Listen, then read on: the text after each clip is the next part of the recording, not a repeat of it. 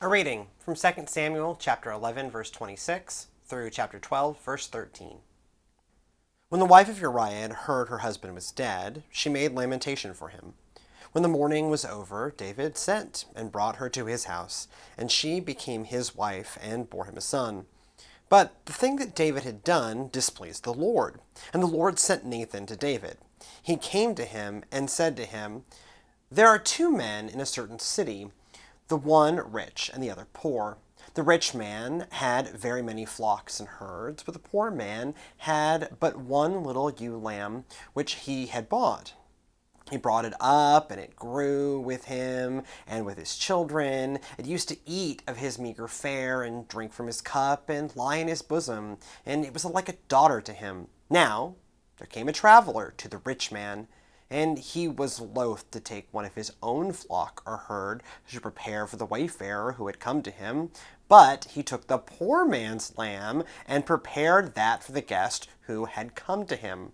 Then David's anger was greatly kindled against the man. He said to Nathan, "As the Lord lives, the man who has done this deserves to die. He shall restore the lamb fourfold because he did this thing and because he had no pity."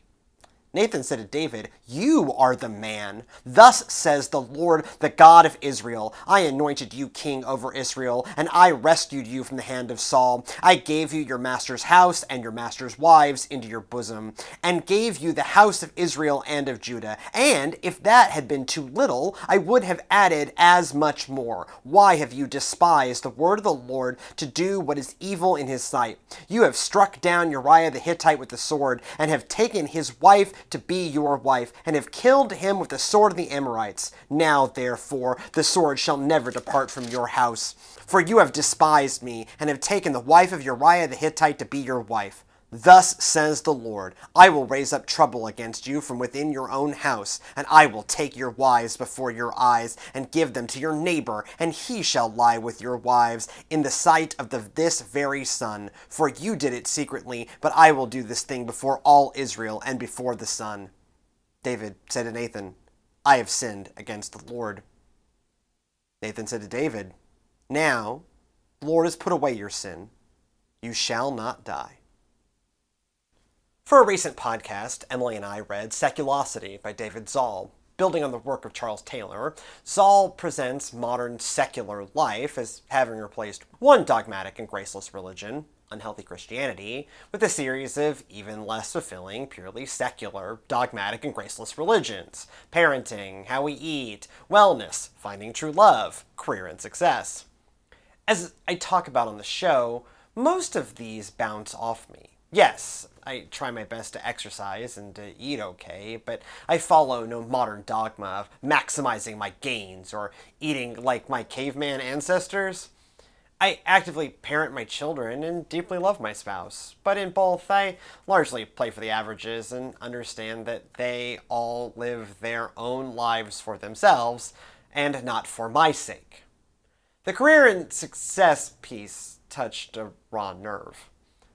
Plenty of people in my life, particularly in my college years, pointed out that I live as a functioning workaholic. I've talked about it before.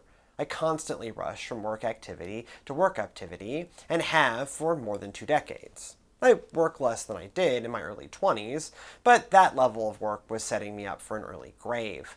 There exists within me some non-troubling reasons for all this work. I genuinely enjoy the adventure that it all takes me on. Need a high level of base activity to starve off the ADHD worst case scenario, aka boredom, and recognize that work in my chosen field makes a difference in the world or in the lives of people. The mental stimulation of academic pursuits, the grind of community organizing, and the weekly rhythms of leading worship and producing content create a fun and interesting existence for me, while also, occasionally at least, helping people. In this version of things, my sin is simply doing far too much of it. I'm motivated by the intrinsic joy of the work and serving others. I simply should rest more. There's also a shadow side. I like the extrinsic piece of people noticing my success and prominence. I think that I convinced myself that this piece of me went away sometime in college when I gave up on politics and answered the call to ministry. I dedicated my early days at William & Mary to clawing my way up the never-ending treadmill of success to then hop on an even steeper treadmill.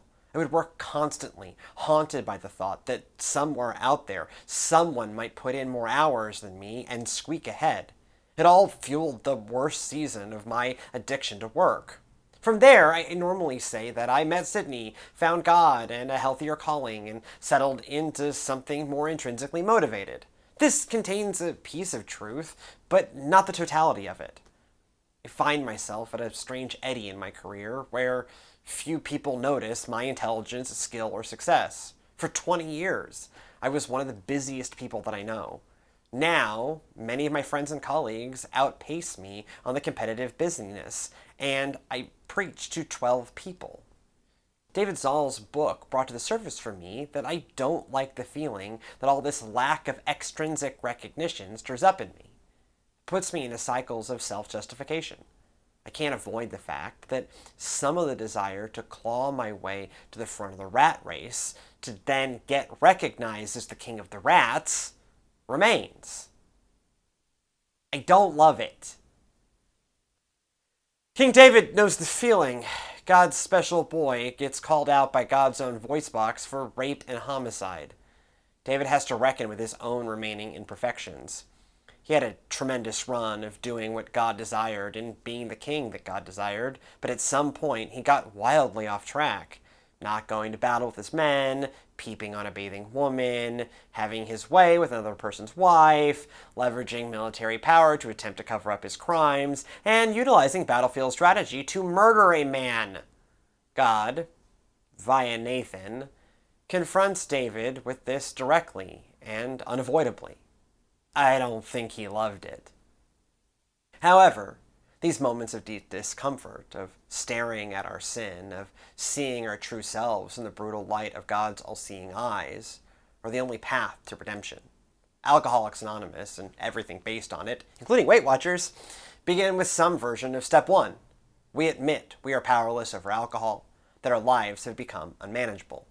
We often simplify this down to admit that you have a problem. No healing happens until we confess that we need healing. We can't receive salvation until we recognize that we need saving. David shows us what taking the first step looks like. From verse 13, David said to Nathan, I have sinned against the Lord. Nathan said to David, now the Lord has put away your sin. You shall not die. He won't get out of this consequence free, but he once again demonstrates the spiritual depth that makes him a king after God's own heart. Rather than having the guards execute the prophet, David confesses and opens up a chance for something different. For myself, I pray that in being forced to confront the shadow side of my instinct to busyness, I may finally find some of the peace that eludes me, to be enough and to simply be. The only way to find it is to start by admitting that I don't currently have it.